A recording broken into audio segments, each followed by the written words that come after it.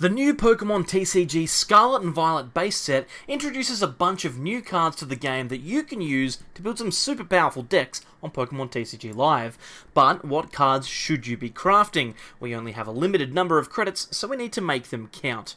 Whether you're an aspiring world champion or a budget deck connoisseur, these are the cards you should be crafting on Pokemon TCG Live. Firstly, some essentials. These cards will go in multiple decks and see heavy competitive play, so they should be first on your crafting list. Professor's Research has been a staple in the Pokemon TCG since Sword and Shield base set, and has existed in some form since the base set of Pokemon itself.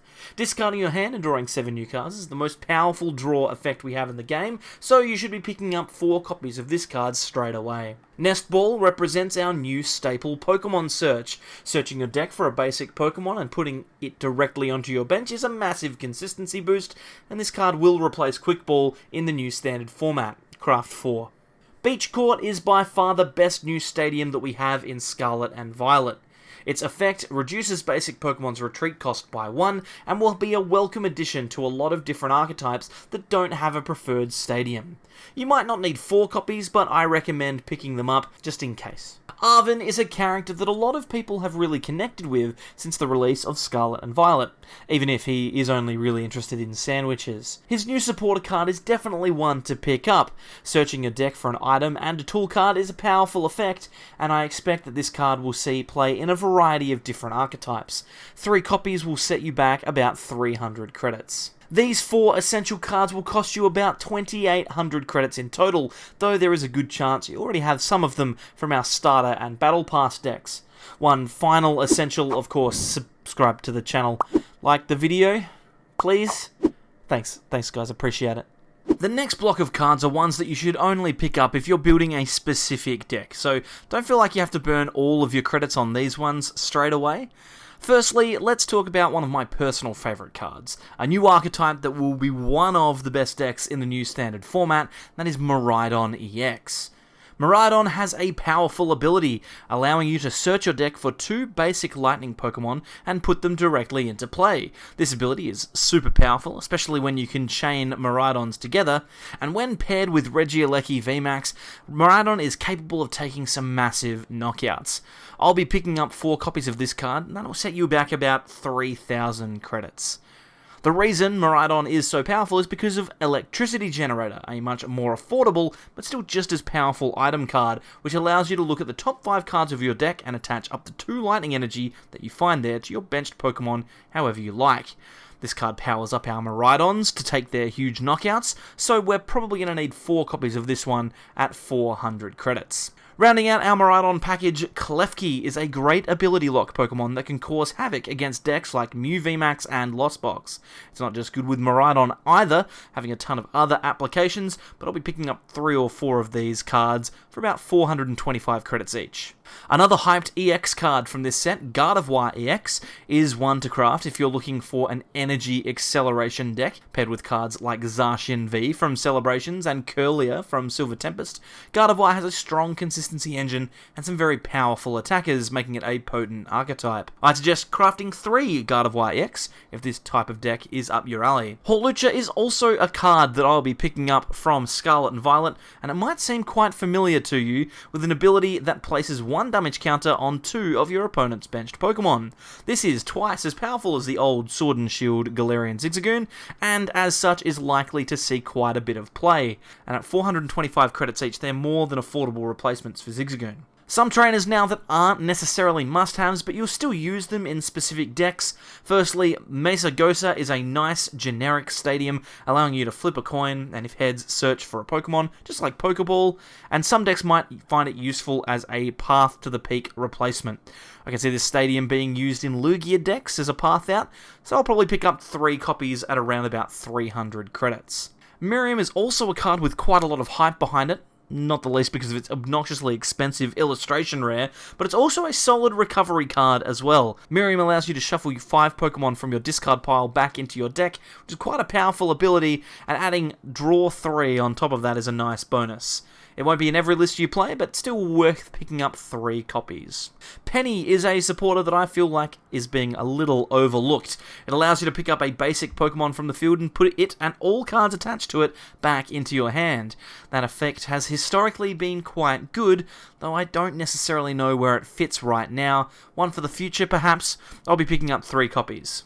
Team Stargrunt is another one of those cards that has obvious potential as disruption, though I don't know exactly what deck it is going to be played in.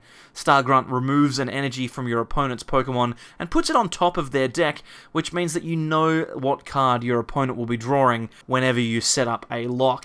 Maybe this one's for control players. I'd be picking up 3 copies of this one too. Finally, let's talk about some cards that you might like to craft if you're into the weeds with rogue decks. Don't stress too hard about these ones, but expect to see them in videos of mine going forward, and don't be surprised if they have some application in future sets. Armarouge moves fire energy from your bench to your active as many times as you like during your turn. With cards like Kindler and Magma Basin in the format, I can see this effect being pretty powerful, but there aren't really any strong fire-type attackers to make use of this ability just yet. Definitely one that could come up in the future. A 2/2 line will probably do the job. It'll cost you 930 credits. Dondozo and Tatsugiri are both powerful Pokemon in the video game competition, VGC, and they look like they're going to be a fun budget deck in the TCG. Dondozo does 50 damage for every Tatsugiri in your discard pile, and when you're hitting for 200 damage from one energy attachment, you know that things are going to be alright. A 4/4 line of these 2 cards will set you back 2,100 credits though, so be sure that you want to play it if you're actually going to craft it. Spidops EX is another card with some cool potential, and abilities that increase your opponent's retreat cost always show up in Standard at some point. I'd suggest picking up a 3/3 line if you're interested, although at 2,370 credits it's not necessarily for the faint-hearted. Our other box legendary Koraidon EX, it's not quite as powerful as its brother Miraidon. It's still pretty good though, with an ability that accelerates energy pretty consistently. At the moment it doesn't necessarily have a good partner, but maybe cards like Ting-Lu from the next set could potentially be the attacker that this card needs. If you want to, pick up 3 and save them for about 3 months' time. Revavroom is also a really cool card in this set, a great consistency option that could form the basis of a lot of engines in the future. Engines, get it? Discarding an energy and drawing up to 6 is a strong ability. Well, it doesn't need to compete with cards like Barrel in Standard format. I'll be picking up a 3/3 line, setting me back about 1,395 credits. Squovit is a card that I didn't think I'd be seeing on a list like this, but it's got a very interesting ability. It allows us to shuffle our hand and put that hand on the bottom of our deck, then draw 1 card. This seems really bad, but with Barrel and other passive draw in the format, it could be a good way to cycle out of cards we don't need and into cards that we do. I'm picking up a couple. They're only 40 credits each after all. Banette EX is another card that seems really strong when you first read it, but upon a second viewing it doesn't seem to have a home. Item lock has always been powerful. Just look at Vikavolt V from last format. Banette doesn't quite have enough power to push it into a strong meta position right now. Still, it's a card that probably will come up, so a 2/2 line for 1,580 credits seems like a fairly reasonable investment. Oinkologne EX is a very interesting card that some friends of mine think is actually pretty good. Its first attack does 160 damage to an opponent with a full bench for 1 energy, and a colourless typing means that Sharon's Care is an option. Definitely one to watch. A 4/4 line will cost you 3,160 credits for a playset. Drifloon is another card that I didn't think would come up in a video like this, but I think that it could be a really cool single prize attacker, especially when paired with Gardevoir EX. Its attack does 30 damage for every damage counter on Drifloon, and since Gardevoir puts 20 damage on for every energy accelerated, you can be dealing some big damage in no time. It's probably not great now, but with some HP buffing cards on the horizon, Drifloon could be one to watch. Pick up 4. Finally, Defiant Band is a trainer card that you should consider picking up. It allows you to deal an extra 30 damage when you are behind on prizes, which is either very strong or completely useless. I'm not 100% sure. Picking up a couple for the future isn't a bad idea though, and for 200 credits you could definitely do worse. There you have it. These are all the cards that I think you should consider crafting on Pokemon TCG Live from the Scarlet and Violet base set.